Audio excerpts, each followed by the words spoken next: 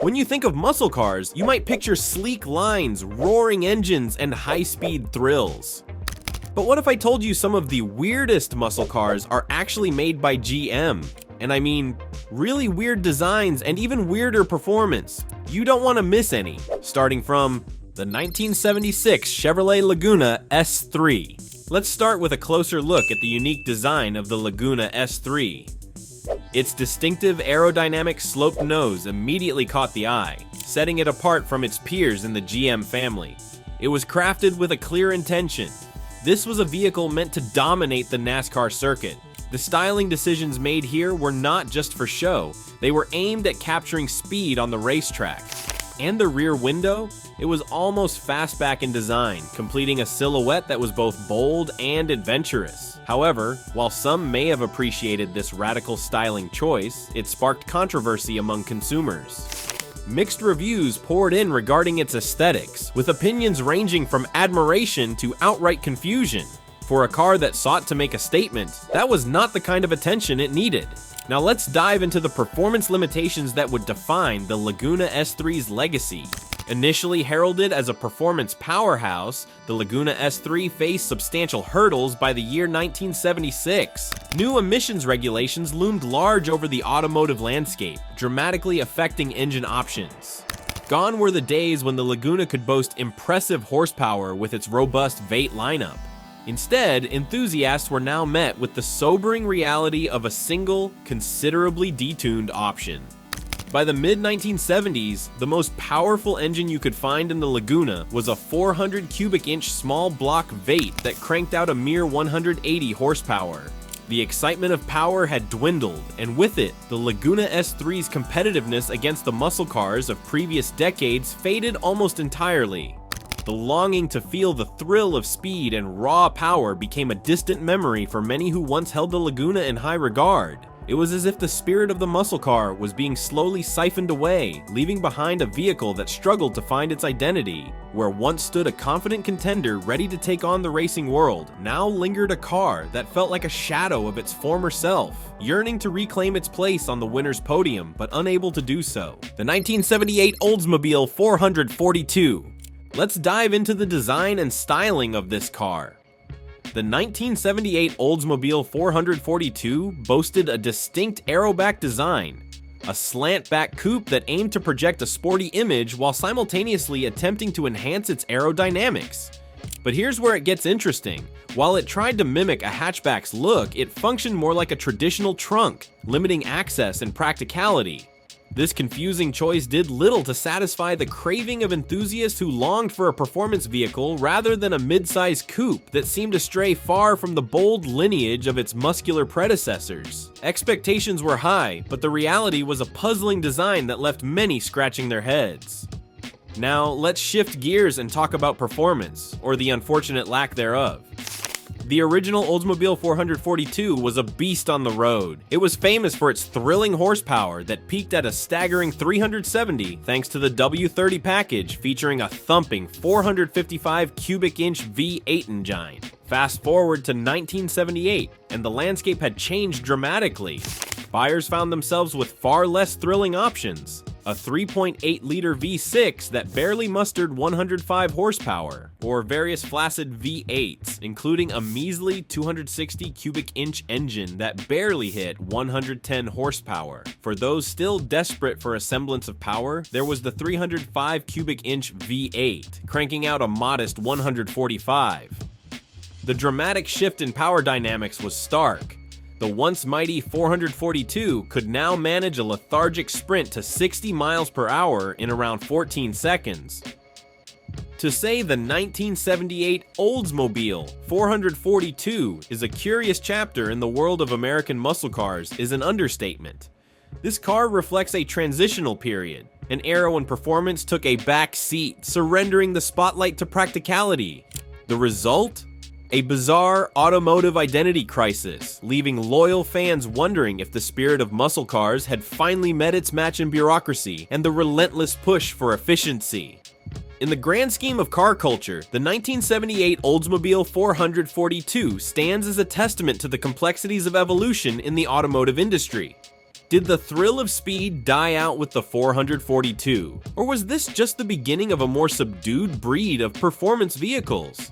As the dust settles on this debate, one thing is crystal clear. The story of the Oldsmobile 442 is far from finished. The Chevrolet Corvair! One of the most captivating features of the Chevrolet Corvair is the rear engine configuration. This was nothing short of revolutionary during an era when front engine layouts dominated the American automotive scene. Inspired by European rivals like the ever-popular Volkswagen Beetle, the design sought to enhance handling and traction, but it led to a driving experience that left many American consumers scratching their heads.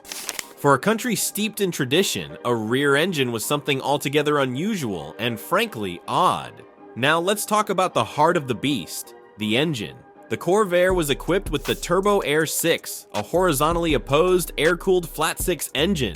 This design was a bold leap for General Motors. It added to the car's eccentric character. Unlike the more familiar water-cooled engines, this air-cooled marvel demanded innovative engineering solutions to tackle cooling and the inevitable thermal expansion. You could say it was ahead of its time, but also somewhat quirky. And let's not forget where that engine lived. Tucked away in the rear, then there's the swing axle suspension, which the original Corvair featured. Sure, it delivered a comfortable ride. Who doesn't like that? But it invited a series of handling quirks that could stir up trouble during sharp turns. This design decision didn't escape criticism, especially after Ralph Nader came along with his bombshell book, Unsafe at Any Speed.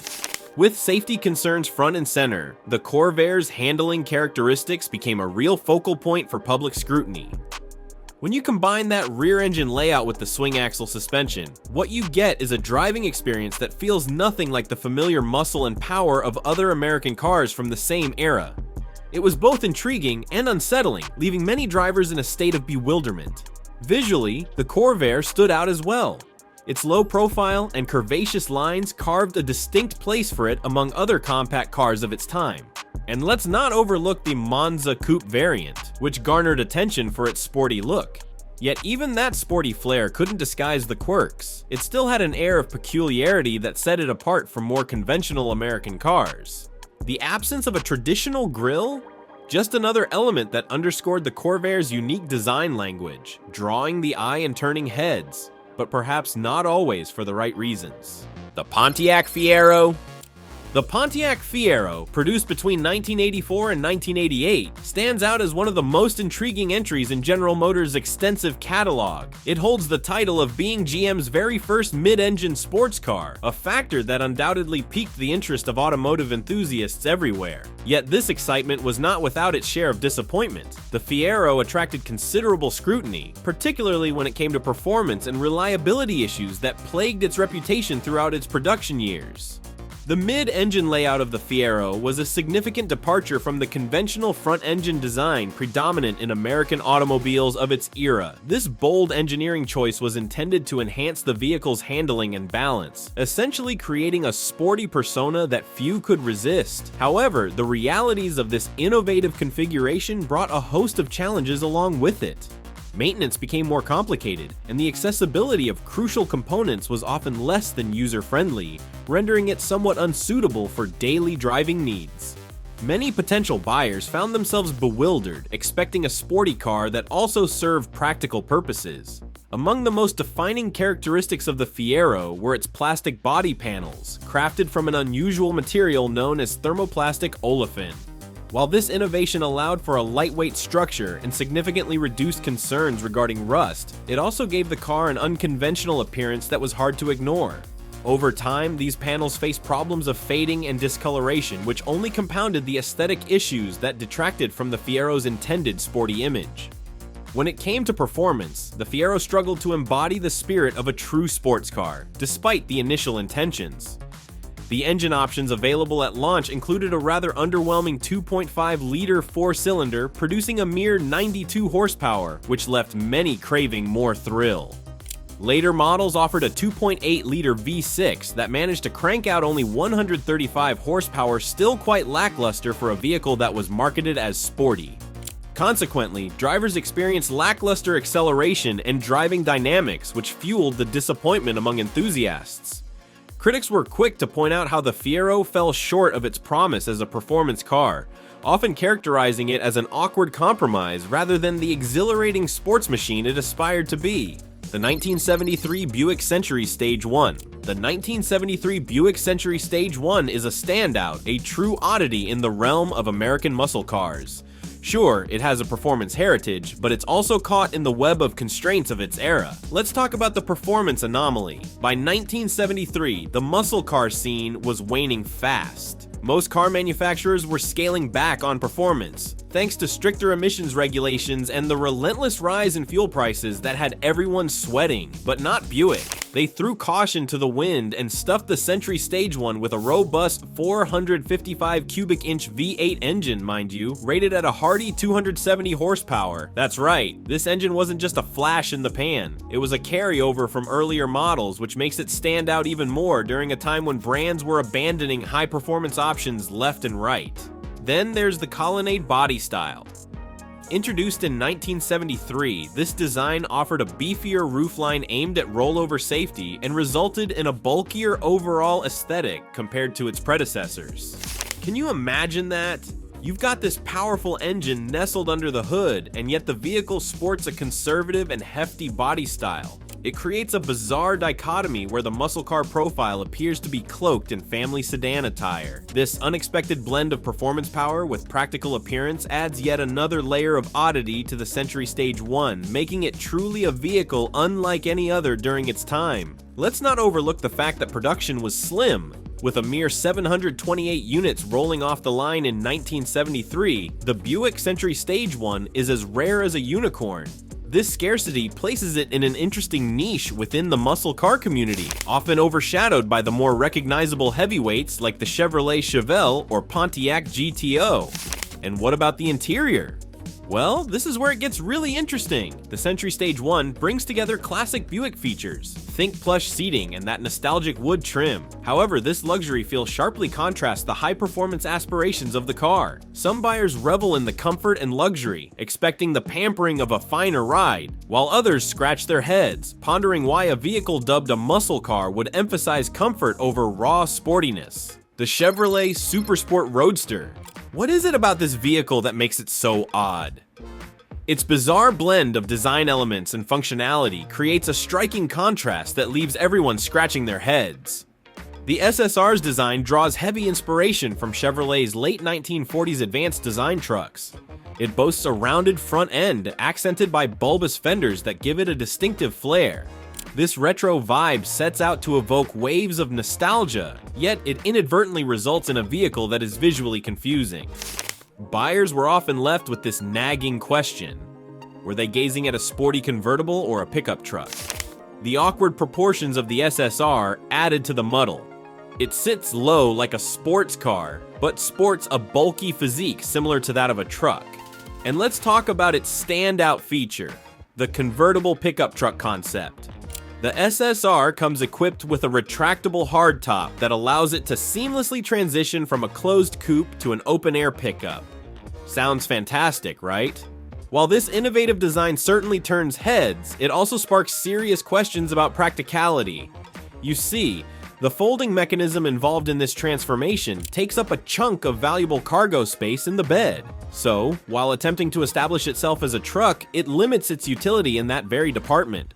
This dual nature, balancing the roles of a convertible and a pickup, leaves many consumers scratching their heads, uncertain about its true purpose. Is it meant for cruising around town or hauling what you need? Good luck figuring that one out. Then there's the performance paradox that defines this peculiar vehicle. Initially, the SSR came equipped with a 5.3-liter V8 engine, boasting an impressive 300 horsepower. While that seems decent, it ultimately fell short of expectations for a vehicle that proudly bears the Supersport label. The confusion deepened with later models that were updated to include a 6.0-liter LS2 V8 engine borrowed from the Corvette. Yes, that upgrade significantly improved performance. Still, despite these enhanced capabilities, the SSR struggled to clearly position itself as either a genuine sports car or a true workhorse truck. What's more, the SSR deployed some unique manufacturing techniques that set it apart during production. The use of deep draw stampings for its body panels, a method seldom seen in automotive production circles for decades, was quite innovative. The 1974 Chevrolet Malibu. The 1974 Chevrolet Malibu is often regarded as one of the quirkiest cars in American automotive history, and for good reason. When you look closely at its design, performance, and the era it was born into, the Malibu stands out in a way that leaves many scratching their heads. You can't talk about the 1974 Malibu without mentioning its heavy Chevy look. This vehicle epitomized the so-called heavy Chevy aesthetic, which was characterized by bulky proportions and a muscular stance. In theory, this design aimed to project strength and a commanding presence on the road. However, in practice, it left the Malibu feeling cumbersome and less agile than its predecessors. Weighing in at nearly 4,000 pounds, this car's substantial size was at odds with the expectations that come with sporty vehicles, leading to a perception of clumsiness. As drivers approached the Malibu, they couldn't help but feel that something was off. It was like watching a heavyweight boxer trying to dance. Now, let's dive under the hood to explore the performance limitations that plagued the Malibu. The car borrowed from a range of engine options, but by the time 1974 rolled around, power outputs had taken a significant nosedive thanks to stringent new emissions regulations. The most robust option available was a 350 cubic inch V8 engine generating only 145 horsepower. Seriously? This was a far cry from the robust powertrains that had graced earlier models. Then there are the design choices of the 1974 Malibu. Its exterior styling showcased a long hood and a prominent grille, which were common characteristics for mid-size cars of that era. However, the Malibu fell short in the sleekness and sportiness front that one might expect from a performance-focused vehicle. What happened? The juxtaposition of conservative styling and heavy proportions created an odd visual identity. Instead of captivating buyers with dynamic allure, the Malibu left them puzzled, unsure of whether they should admire the tradition or critique the lack of excitement. It's like the car was stuck in a sort of design limbo, unable to make up its mind what it wanted to be. Let's not forget the interior quirks that further differentiate the Malibu. Inside the cabin, the Malibu prioritized comfort over any notion of sportiness. Spacious seating and durable materials were highlighted features aiming to encompass the classic American luxury feel. But here's the kicker. This emphasis on comfort ended up costing practicality. The GMC Envoy XUV. The GMC Envoy XUV, which hit the market in the early 2000s, has earned itself a reputation as one of the quirkiest SUVs ever produced by General Motors. Why is that, you ask? It all boils down to its unconventional design and a level of practicality that leaves much to be desired. Let's talk about the retractable roof design, definitely the hallmark feature of the Envoy XUV. Picture this, a roof over the cargo area that you can actually slide back, morphing the enclosed space into an open-air experience. Sounds fantastic, right? This innovative mechanism was intended to give users the kind of versatility they didn't know they needed, allowing for an airy environment that could enhance those sunny road trips. However, while it was certainly unique, it triggered immediate questions about practicality. In truth, the complexity involved in having a retractable roof in an SUV setting seemed almost excessive and cumbersome. Buyers were left scratching their heads, completely perplexed about how this feature would play out in the real world. Would anyone really want to deal with the hassle of sliding back a roof every time they needed to load or unload their gear? The novelty began to wear thin when practical considerations came into play. By opting for that retractable roof feature, GMC made some serious sacrifices regarding its cargo capacity and overall functionality. The Envoy XUV boasted less enclosed cargo space compared to models of similar size, such as the standard Envoy XL. Seriously, that makes you wonder, what's the point of all this clever engineering if it simply limits what you can carry? To add insult to injury, the sliding mechanism added extra weight and complexity to the vehicle. Can you imagine how that impacts handling and performance? This bizarre trade-off left consumers scratching their heads in confusion, questioning whether they were investing in a genuinely functional SUV or merely a gimmicky novelty item that would take up space in their driveways. Let's not overlook the unusual drainage system that the Envoy XUV featured. This elaborate setup was designed specifically to handle water in the cargo area and was actually marketed as a selling point. It included multiple one-way drains capable of handling an eye-popping 25 gallons of water per minute. Now at first glance, that might sound impressive, but it raises a significant question about practicality. Seriously, who needs to hose out their SUV's cargo area at such a high volume? Are we expecting to use the Envoy XUV for transporting fish or something? This over-engineering not only baffled potential buyers, but also exemplified the peculiar mindset driving the vehicle's design decisions. The 1974 LeMans. The 1974 Pontiac LeMans is often viewed as a peculiar entry in the automotive world, largely due to its distinctive place in the 1970s landscape and its array of unusual features. Let's jump into the realm of design, a topic where the 1974 LeMans truly shines, or perhaps we should say, sputters. This car was a representative of the colonnade design era, which ushered in a more substantial and boxy aesthetic that stood in stark contrast to the sleek curves of earlier models. It was as if Pontiac was trying to evolve into something more substantial, something that promised greater safety and better rollover protection. But here's the catch. The result was a bulky appearance that felt very much at odds with the sporty image Pontiac had worked so hard to cultivate through the decades. This strange blend of heavy proportions, combined with an aim for a sporty look, created an awkward visual identity that left onlookers puzzled. It's like the car was trying to fit into two worlds, but ended up standing out for all the wrong reasons. Then, we turn to performance, another area where the 1974 LeMans faced a dramatic decline. By this point, the muscle car phenomenon was losing steam, and the LeMans was unfortunately not exempt from this trend. It offered a selection of engine options, but the horsepower was significantly toned down due to stringent emissions regulations. The most powerful engine available was a 350 cubic inch V8, cranking out a meager 145 horsepower. When you consider that earlier iterations of the LeMans were known to pack a much stronger punch, this drop in performance was disheartening for many enthusiasts. The disconnect between the car's sporty aspirations and its lackluster performance made it feel like a fraud among its muscle car peers, a wannabe in a world that once celebrated raw power. Fans began to wonder if it still deserved its muscle car badge or if it was simply living on borrowed time. Now let's dive into the odd cultural context that envelops the 1974 LeMans, adding yet another layer to its quirky identity. Imagine this. Tim Smith, a character from the reality show Moonshiners, discovers a hot-rodded version of the 1974 LeMans. This discovery isn't just a fun anecdote, it layers on the intrigue. Smith used this particular vehicle to transport illegal liquor, highlighting a curious transition for the LeMans. It had once been a performance-oriented car, but had now morphed into something serving a more utilitarian purpose, albeit one that skirted the lines of legality. The Chevrolet Citation. The Chevrolet Citation, launched in 1980, represents a peculiar chapter in automotive history as part of GM's X-Body platform. It's often labeled as a weird car for a multitude of reasons that distinctly set it apart from its contemporaries, highlighting a range of unusual characteristics. Let's talk design. The Citation came with a boxy shape that marked a significant departure from the streamlined, sporty contours that had defined the late 1970s.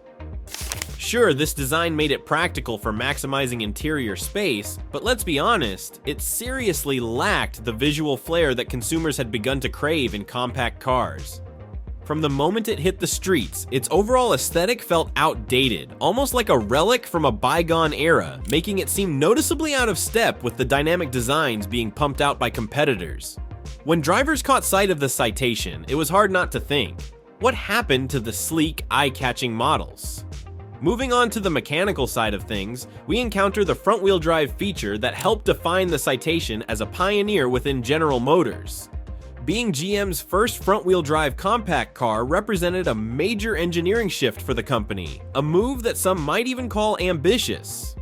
However, while this layout was gaining traction among Japanese manufacturers, the execution here was less than stellar, often criticized for feeling clunky and unrefined. The shift to front-wheel drive led to a host of issues, including frustrating torque steer and erratic handling that left many consumers scratching their heads in confusion. For those accustomed to the smooth ride of rear-wheel drive vehicles, this awkward adaptation turned the Citation into more of an experimental vehicle than a fully realized product ready to compete in the market. Now let's delve deeper into a critical aspect: performance shortfalls. The Citation was powered by a range of engines that can best be described as uninspiring. Among these options were the 2.5-liter Iron Duke 4-cylinder and various iterations of a 2.8-liter V6. The lack of excitement continued with these engines, especially considering the 4-cylinder barely mustered 84 horsepower. Really? That kind of power left many drivers feeling disheartened, especially when compared to rival compact cars that delivered much more spirited driving experiences. That's all, folks! Which car is your favorite? Let us know in the comment. Thanks for watching, and if you liked this video, you will definitely like the one we did on 10 old Chevy cars that everyone forgot about.